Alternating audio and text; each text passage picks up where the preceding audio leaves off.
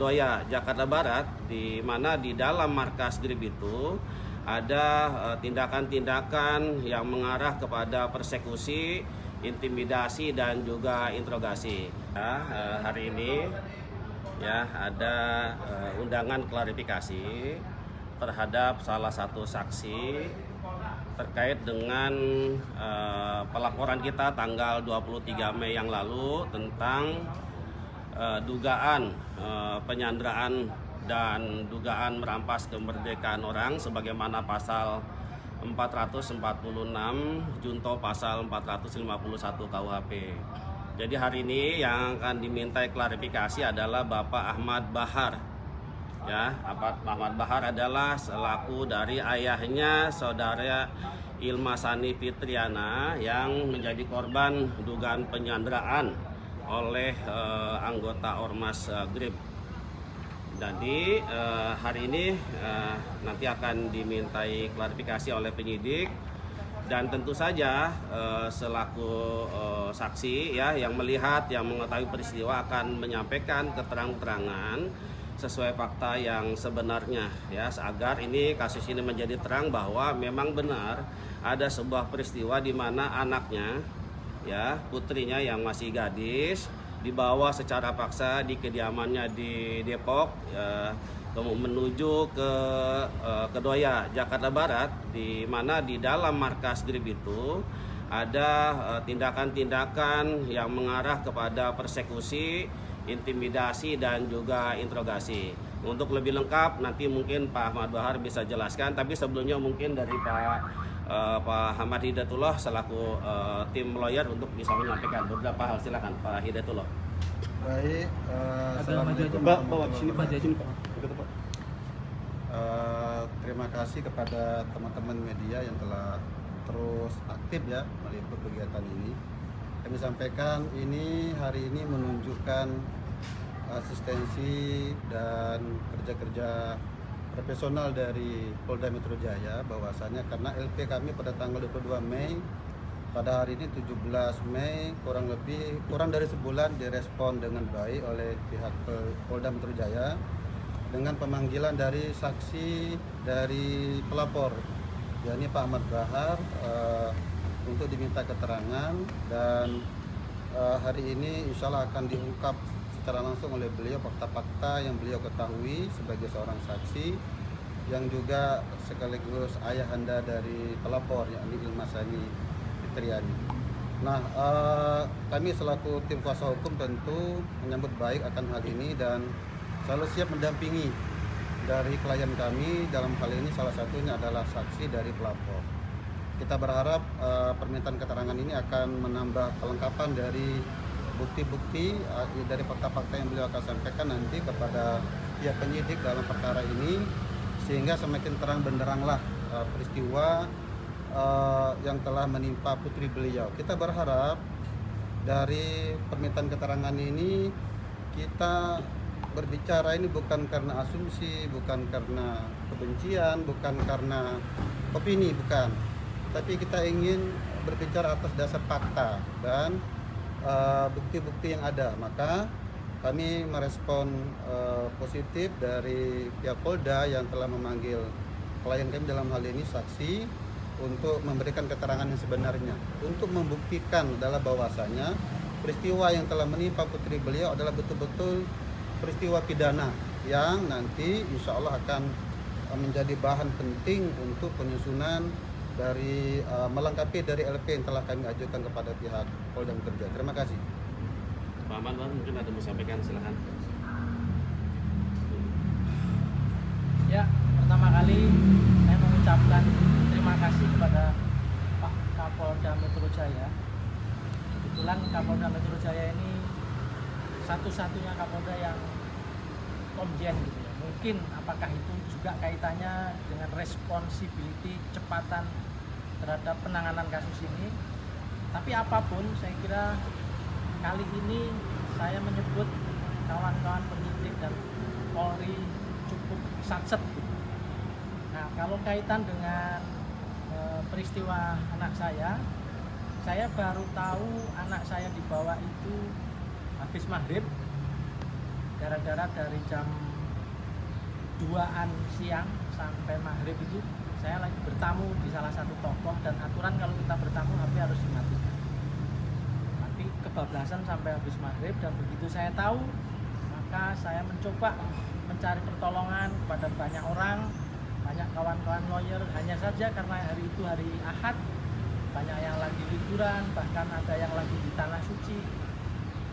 Saya kira akhirnya ada semacam keberanian, saya akhirnya berangkat ke Polres sendirian dan melaporkan peristiwa pidana yang saya anggap ini keterlaluan, karena anak saya perempuan. Jadi saya nggak tahu apa masalahnya kok tiba-tiba justru anak saya yang dibawa. Nah, saya kira disitulah awal mula akhirnya ada laporan yang dibuat oleh anak saya itu sendiri. Jadi saya baru tahu bahwa anak saya dibawa itu ya sekitar habis maghrib lah. Begitu tahu ya sudah, otak saya bekerja, bergerak mencari pertolongan kawan-kawan lawyer, kawan-kawan siapapun, tapi kebetulan nggak ada satupun yang bisa. Bukan karena nggak mau atau nggak berani, tetapi memang situasi hari Minggu banyak yang lagi punya kepentingan, punya kesibukan. Nah, dari sana kita sudah akhirnya menyampaikan ke Polres Depok, dan sama satset juga pihak Polres Depok menghubungi pihak GRIP, dan nggak lama kemudian menyampaikan bahwa katanya anak saya mau diantar ke Polres. Nah, begitu nyampe di Polres, ya kita sebenarnya, saya sendiri sebenarnya ya udah terima kasih dan lain-lain, dan akhirnya membuat satu semacam surat kesepakatan begitu ya. Tapi ternyata anak saya kan nggak cerita apa-apa hari itu, baru cerita besoknya. Nah, dari cerita itulah saya kira itu mereka sudah datang, saya dan anak sudah klarifikasi, bahkan sudah membuat video. Sebenarnya kami anggap selesai karena sudah membuat video, dan videonya bahkan berkali-kali. Tetapi ya nggak tahu juga kok, rasa-rasa katanya masih ada yang kurang, dan kurangnya katanya harus membawa saya. Nah, itu saya nggak ngerti, sampai ke sana saya nggak ngerti. Oke. Berarti dikembalikan ke Polres sekitar pukul 11. Jadi dari jam 5 terus baru dari jam 5 nyampe sana habis maghrib. Nah, jam 8 diinterogasi sama Hercules, diintimidasi dan lain-lain seperti cerita yang sudah ada di media.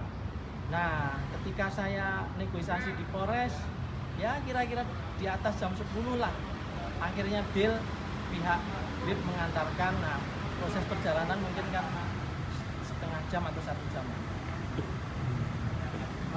Kondisi psikologis dari Ilma sendiri korban. Ya, kebetulan Ilma memang masih trauma.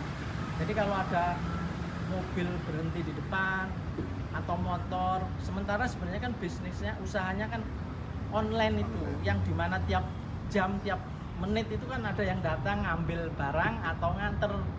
Tapi begitu dilihat dulu dari dalam, siapa ini?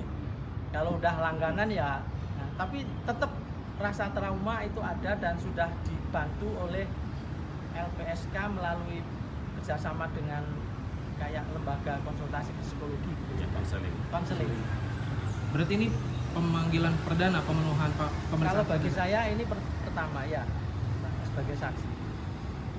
Kira-kira apa aja Pak selain rekonstruksi detail yang akan disampaikan ke penyidik? Ya barangkali mungkin kronologi dari awal barangkali yang akan dipertanyakan, dan saya akan berusaha menjelaskan sejujur-jujurnya.